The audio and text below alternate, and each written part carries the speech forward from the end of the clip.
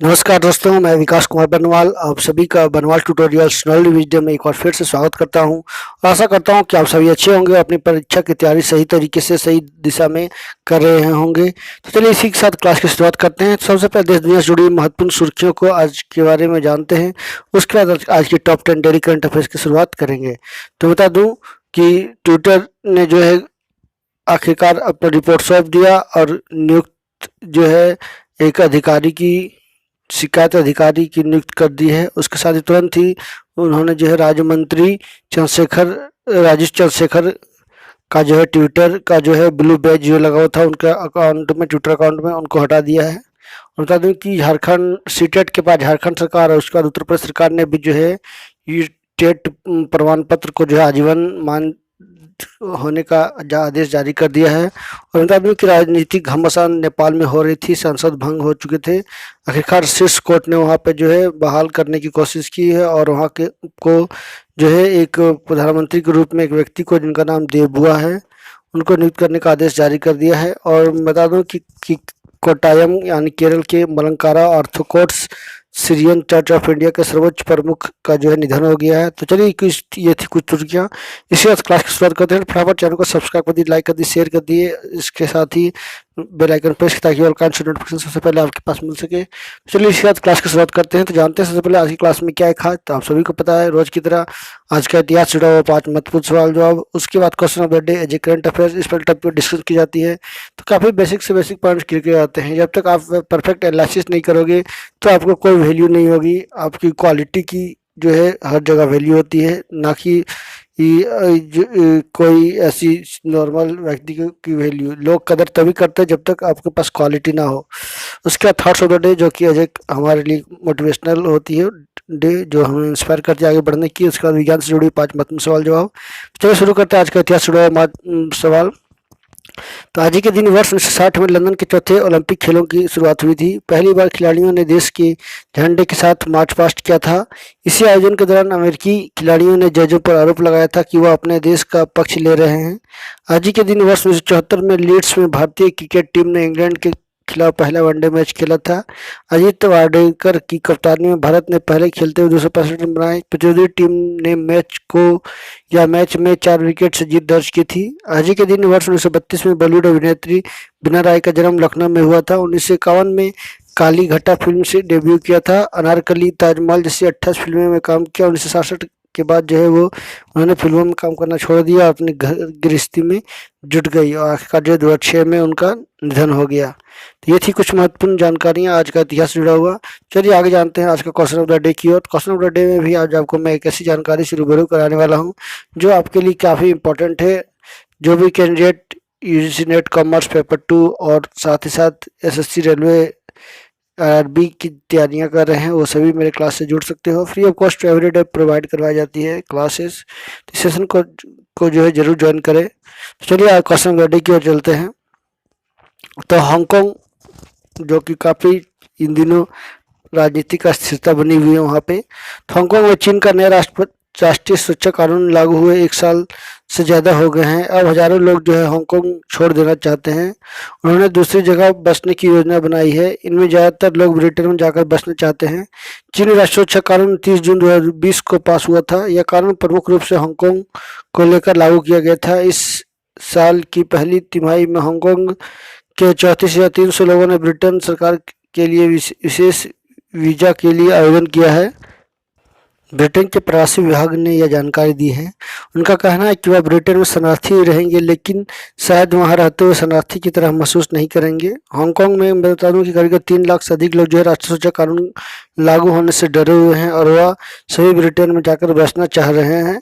तो प्रत्यक्ष रूप से कहा जाए तो लगभग अभी 34,000 से अधिक लोगों ने जो है आवेदन दे दिए हैं वीज़ा के माध्यम से। और जल्दी बहुत बड़े पैमाने पर लोग जो है हांगकांग छोड़कर दूसरे राज्यों में, दूसरे देशों में जो है बसने को तैयार हैं, क्योंकि वहाँ पे राष्ट्रीय सुरक्षा कानून लागू होने के बाद जो है वहाँ पे उनको दंडित की जाएगी, उनको ब्लैकमेल किया जाएगा, उनका जीवन खतरा में पड़ सकता है। इसी को देखते हुए जो है वो डरे हुए हैं। चलिए आज का थॉट्स ऑफ द डे की ओर चलते हैं। God has already prepared the way. God has already prepared the way. He is just preparing you. है ना, भगवान ने जो है आपके लिए पहले से ही रास्ते खोल रखे हैं। आपके लिए आपका कार्य सौंप रखा है, बस हम लोगों को उसमें चलना है, उसकी तैयारी करनी है, उनकी बातों को चलना है। तो बिल्कुल सही बात है, जब आप धरती पर जन्म लेते हो तो आपका किस्मत, आपका भविष्य जो है लिखा जाता है कि आपको क्या करना है, कैसे करना है। भगवान आपके लिए खाता बही में जो है लिख चुके हैं, किंतु हमको यहाँ पे सिर्फ एक जरिया बनाया जाता है कि आप जो है अपना जीवन किस तरह से यापन करते हो और अपना जीवन का आनंद लेते हो और अपने जीवन में किस तरह से बदलाव लाते हो और आपके होने या ना होने से किस तरह से जीवन में परिवर्तन होता है, चाहे वो समाज की बात की जाए, देश की बात की जाए। तो बहुत ही सुपर्ब लाइन है ये, God has already prepared the way, he is just preparing you. जो आपको सिर्फ तैयार कर रहा है, उसने पहले ही जो आपके रास्ता तैयार कर रखे हैं, आपको सिर्फ वहाँ पे मंजिल में चलना है, मंजिल की ओर। चलिए, ये बहुत ही सुपर्ब लाइन के साथ आगे क्लास की शुरुआत करते हैं। तो फटाफट चलिए पेन पेंसिल कॉपी लेकर तैयार रहिए ताकि इसका नोट्स तैयार किया जा सके। और मैं बता दूं, एवरीडे 11:30 AM में ये क्लास होती है, कंडक्ट कराई जाती है फ्री ऑफ कॉस्ट में। और कल का क्लास जो भी कैंडिडेट नहीं किए हैं वो क्लास ज्वाइन कर सकते हो, डिस्क्रिप्शन बॉक्स में उसका लिंक शेयर कर दूंगा। तो चलिए शुरू करते हैं आज का पहले सवाल की ओर। नेपाल में शीर्ष कोर्ट ने सांसद के को बहाल कर शेर बहादुर देउवा को प्रधानमंत्री नियुक्त करने का आदेश जो है जारी कर दिया है। और बता दूं कि इससे ओली सरकार, केपी ओली सरकार को बड़ा झटका लगा। सुप्रीम कोर्ट ने 5 माह में दूसरी बार भंग प्रतिनिधि सभा को किया बहाल। संसद का नया सत्र 18 जुलाई की शाम 5 बजे बुलाने को भी आदेश दिया गया है। पीठ ने पिछले हफ्ते सुनवाई पूरी की थी। नेक्स्ट बता दूं कि Malankara Orthodox Syrian church of India के सर्वोच्च प्रमुख बेसिलियस मार्थोमा पालोस द्वितीय का जो है 74 वर्ष में निधन हो गया। उन्होंने जो है काफ़ी बड़े पैमाने पर काम किया था। मैं बता दूं कि प्रधानमंत्री नरेंद्र मोदी, राहुल गांधी समेत कई मुख्यमंत्री, पिनराई विजयन और कई लोगों ने जो है उनके मरने पे जो है दुख और चिंता जताई है। वो कैंसर से पीड़ित थे। गिरजाघर के प्रवक्ता ने ये जानकारी दी है। तो लगभग 2-2:30 बजे उनकी मौत हुई। दिसंबर 2019 में कैंसर पीड़ित वरिष्ठ पादरी को कोविड-19 हो गया था। वह फरवरी में महामारी को हरा चुके थे, लेकिन उसके बाद से जटिलताओं का इलाज चल रहा था। प्रवक्ता ने बताया कि पालोस नवंबर 2010 में ईस्ट एंड मलंकारा मेट्रोपॉलिटन के प्रमुख कैथोलिक बने थे। वह throne of Saint Thomas church के 91 प्राइवेट वरिष्ठ बिशप थे। नेक्स्ट दुनिया की सबसे तेज गति से मार करने वाली ब्रह्मोस सुपरसोनिक मिसाइल का जो है एडवांस वर्जन लॉन्च किया गया है। तो इसको जो है लॉन्च किया गया है। तो ये सामरिक दृष्टि से और भारत की सुरक्षा की दृष्टि से जो है इसका एडवांस वर्जन जो है सफल परीक्षण किया गया है। जल्द ही इसको इंडियन आर्मी को सौंप दी जाएगी, इस तरह की मिसाइल, सुपरसोनिक मिसाइल। नेक्स्ट नाम है, इटली ने यूरोपीय फुटबॉल चैंपियनशिप का खिताब जीत लिया है।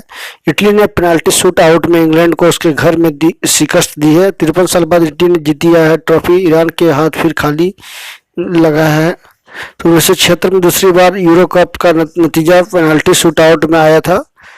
तो इस कप और 2 यूरो कप के साथ इटली ने 6ठी बार कोई बड़ी किताबी ट्रॉफी अपने नाम की है। तो 34 मैच में इटली की टीम को शिकस्त नहीं मिली। इस बीच उसने 88 मुकाबले जीते और 6 ड्रॉ खेला था। नेक्स्ट बता दूं कि भारत में दुनिया के नेक्स्ट बता दूं कि फिल्म स्टार रजनीकांत ने अपनी राजनीतिक पार्टी रजनी मक्कलम मद्रम को भंग कर दिया है। उन्होंने साफ तौर पर कहा है कि अब वो जो है इस राजनीतिक पार्टी में प्रवेश के जो उन्होंने किया था अब उसको भंग कर दे रहा हूं मैं। और उन्होंने साफ तौर पर कहा है कि पदाधिकारियों से मुलाकात के बाद कहा है कि वो सेवा करते रहेंगे और प्रशासक और पदाधिकारियों का धन्यवाद करता हूं। उन्होंने कहा, राजनीतिक में प्रवेश नहीं करने के मेरे फैसले के बाद रजनी मक्कलम मद्रम के बारे में सवाल उठ रहे थे।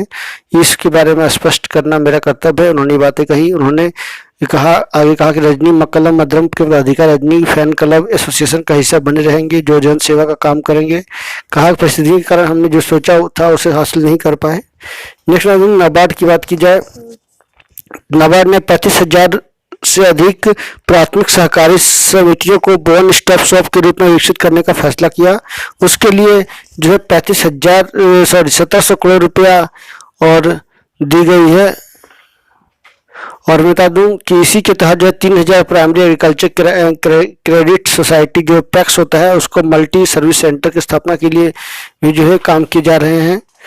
गांव के छोटे या मंझोले किसानों को आसानी से उनकी जरूरत का सामान स्थानीय स्तर पर उपलब्ध कराने की सहूलियत होगी। नबार्ड स्थापना दिवस पर जो है आयोजित समारोह में ये जानकारियां देते हुए केंद्रीय कृषि मंत्री नरेंद्र तोमर ने कहा कि एग्रीकल्चर इंफ्रास्ट्रक्चर फंड से कृषि क्षेत्र में और बता दूं कि एक सहकारी समिति मंत्रालय के लिए अलग से गठन भी किया गया था। तो चलिए नेक्स्ट चलते हैं। उत्तर प्रदेश सरकार ने जनसंख्या नियंत्रण को लोगों को प्रोत्साहित करने की नई जनसंख्या नीति 2021-23 की घोषणा की है,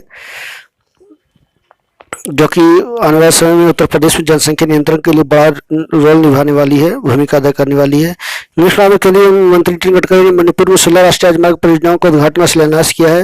नागपुर के 298 किलोमीटर लंबा है, यह 4,148 करोड़ रुपए का जो ये प्रोजेक्ट है। तो कहीं ना कहीं देखा जाए तो मणिपुर को विकास के लिए जो ये काम किया जा रहा है, आने वाले समय में मणिपुर जो है एक विकसित राज्य के रूप में जो है आगे बढ़ेगा। तो एक बड़ी परियोजनाओं का जो है उद्घाटन हमारे केंद्रीय मंत्री नितिन गडकरी के द्वारा किया गया है। चलिए नेक्स्ट चलते हैं आखिरी दो सवाल की ओर। तो क्वेश्चन नंबर 9 की बात की जाए तो मैं बता दूं कि केंद्रीय मंत्री नितिन गडकरी ने नागपुर में भारत के पहले तरलकृत भारतीय प्राकृतिक गैस संयंत्र का उद्घाटन किया है। तो बता दूं कि ये जो है नागपुर में किया गया है और सीएनजी उत्पादन में जो है एक क्रांति लाने की काम किया जाएगा। इथेनॉल, इलेक्ट्रिक सीएनजी, एलएनजी गैसों को बढ़ावा देने के लिए जो है सरकार लगातार तत्पर है। इसी को देखते हुए जो है सरकार इस तरह का तरलकृत प्राकृतिक गैस संयंत्र का जो है उत्पादन और फैक्ट्री लगाने की कोशिश कर रही है, ताकि बड़े पैमाने पर जो है दूसरे ईंधन को बढ़ावा दिया जा सके। क्योंकि इन दिनों आप देखोगे कि देश में बहुत बड़े पैमाने पर जो है पेट्रोल और डीजल के दाम बढ़ चुके हैं, जिससे थोक महंगाई भी बढ़ी है, खुदरा महंगाई भी बढ़ी है। तो चिंता का विषय है, इसलिए सरकार ने जो है अन्य रास्ता ढूंढने की कोशिश की है।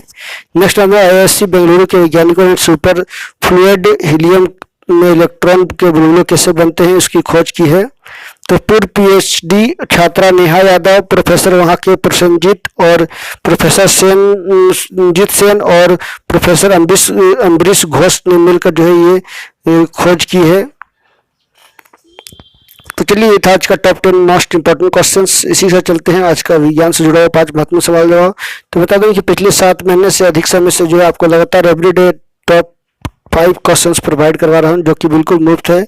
तो आप सभी इसका लाभ जरूर उठाएं। तो बता दें helium, argon, neon, radon, krypton आदि सभी क्या है? इनर्ट गैस है, निष्क्रिय गैस है। आर्गन का इलेक्ट्रॉनिक विन्यास क्लोराइड आयन में होता है। प्रचुर मात्रा में उपलब्ध ज्वलनशील प्राकृतिक गैस मीथेन है, जो कि दलदली इलाका में जो भी पेड़ पौधे सड़ते हैं उसके बाद ये गैस उत्पन्न होते हैं। क्लोरोप्लास्ट कोशिका अंग पादप कोशिका में पाया जाता है, ना कि या फिर जंतु कोशिका में नहीं पाया जाता है। आखिरी मतलब आरएनए की बात की जाए तो आरएनए का पूर्ण रूप जो है राइबो न्यूक्लिक एसिड है। तो ये था विज्ञान से जुड़ा 5 महत्वपूर्ण सवाल जवाब, जो काफी मोस्ट इंपॉर्टेंट क्वेश्चंस मैंने आपको प्रोवाइड करवाया है।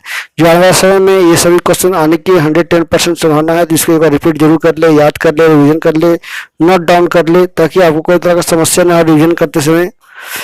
तो चलिए आगे बढ़ते हैं और आज मैं आपको 2 इम्पोर्टेंट जानकारियों से रूबरू कराने वाला हूं, जो कि आपके लिए बहुत ही बेहद खास है।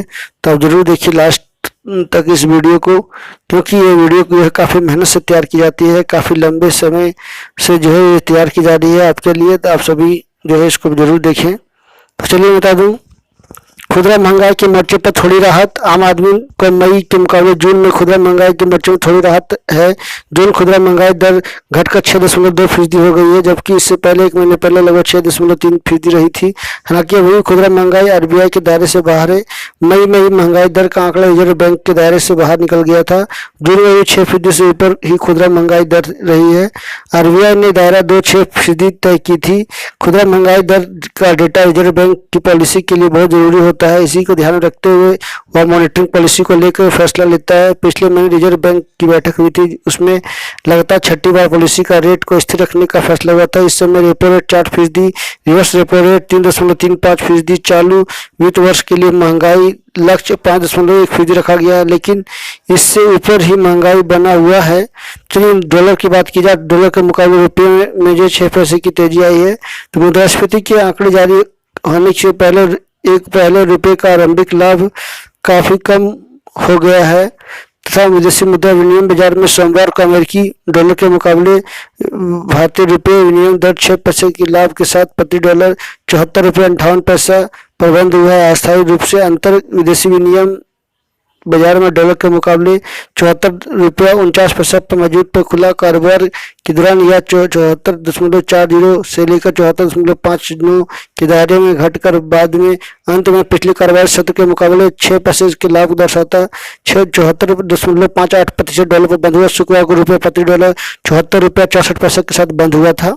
तो ये था डॉलर से जुड़ा हुआ, इंडियन करेंसी से जुड़ा हुआ जानकारियाँ। आइए 5वीं क्लास से आपको काफ़ी कुछ जानकारियाँ मिली होगी। तो चलिए इसी साथ आप सभी से अलविदा लेता हूँ और आशा करता हूँ कि आप सभी को आज की क्लास से काफ़ी कुछ जानकारियाँ मिली होगी। So thank you very much for watching and please subscribe also my channel for the most important information as a current affairs, as a UGC Commerce 2 paper 2. So thank you very much for watching and stay healthy, be happy. So thank you again, thank you very much.